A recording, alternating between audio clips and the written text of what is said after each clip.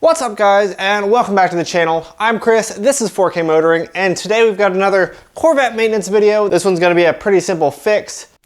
As I mentioned in my last video, memberships are live now on the channel, so if you guys enjoy this content and find some value in it, consider subscribing. I've dropped the price down to the lowest that YouTube would allow me to do, just to be able to continue to bring you the best content that I can. So again, if you guys are finding any value, hit that subscribe button and consider becoming a member of the channel. I'll have some unique content and some special content for members only. I'll be responding to some of your questions that you guys send me via video for members only. So if you guys are interested, check that out. Greatly appreciate it.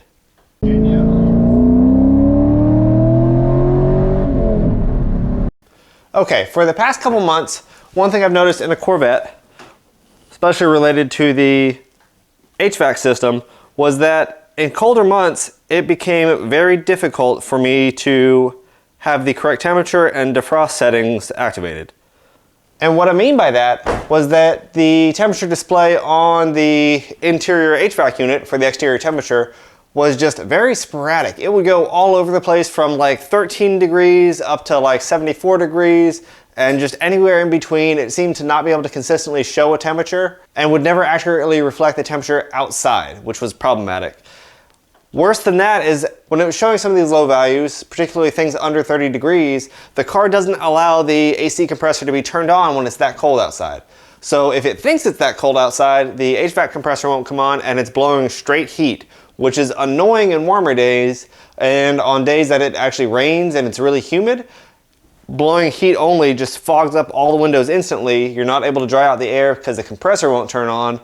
It is not a good situation. So after scouring the forums, what I found is that the exterior temperature sensor on these cars fail after a couple of years. Now, this car is, again, 22 years old. It has 120,000 miles. Things are wearing out, and we've already discovered that throughout the car. This is one of the easiest replacements that I've done on the car, and fairly inexpensive for you to do at home. So let me show you what the problem was. As I said, I had some audio issues on the original video, so forgive me. This is the part that came out of the car, and there is a GM part number stamped on it. You guys can see that. And I'll make sure I overlay the new part over top of this. This is the temperature sensor, the exterior temperature sensor for the vehicle. It is held in by the electrical connector, just a single little lift tab 2-pin connector, and one of these little press-in pins. Now, I was able to get this thing out without destroying it, but if you're not able to, or don't want to because it's so old, I have a set of these retainer clips from Amazon. This was a pretty inexpensive set, and if you do any sort of work on these vehicles, this was the pin right here that I ended up replacing, and I had a bunch of extra new ones, so I ended up just swapping it out for a new one. But these things are great to have on hand. I'll leave links to everything in the description below. This temperature sensor really ranged pretty substantially online. I found a lot of sites that had them for around 80 bucks, some that had them closer to 30 but would charge 40 bucks for shipping. And overall, I was able to find the actual GM replacement part on Amazon, not an aftermarket one, but the actual GM part for like 12 bucks. And I'll leave a link to that in the description below. By far the cheapest one out there, and it was factory GM.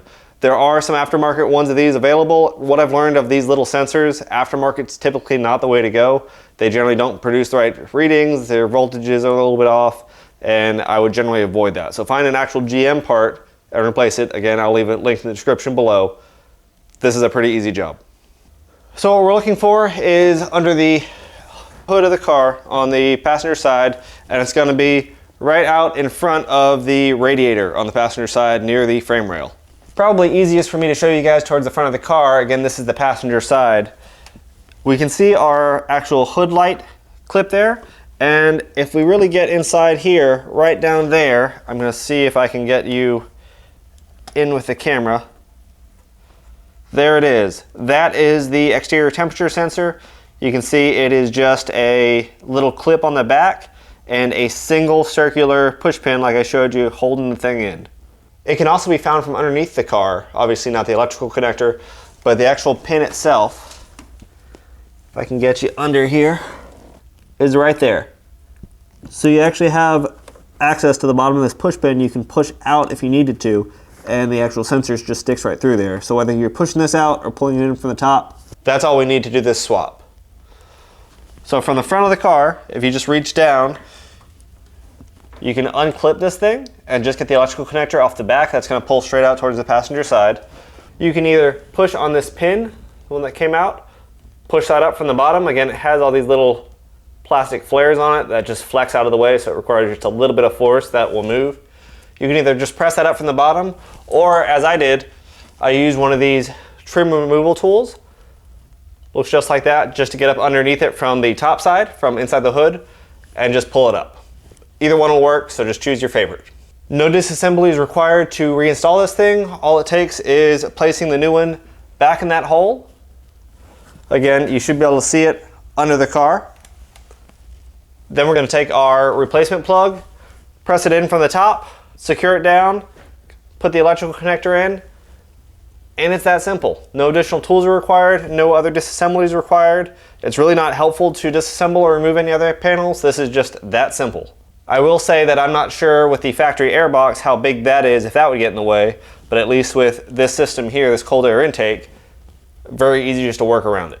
Now, we've taken it for a drive this morning already when it was fairly cool outside, and everything worked perfectly. The car read accurately the temperature, it was very stable, everything worked like it was supposed to, so this was just an easy fix that is something that, for at least a daily driver car, is something I would suggest to just about everybody out there. Make sure they have a new sensor in there, that way they don't have any HVAC issues and get themselves in a dangerous situation where the windows fog up when it rains because the car thinks it's colder than it is, and then you can't see. Like I said, in the description below will be links to everything I used at the best prices that I could find them at, if you guys are interested in doing this sort of thing. If you haven't already, like I said, please consider hitting that subscribe button and becoming a member of this channel. That way we can keep up with some of these things and test some of the things you want to see tested. As always, thanks for watching 4K Motoring. I'm Chris, and we'll catch you next time.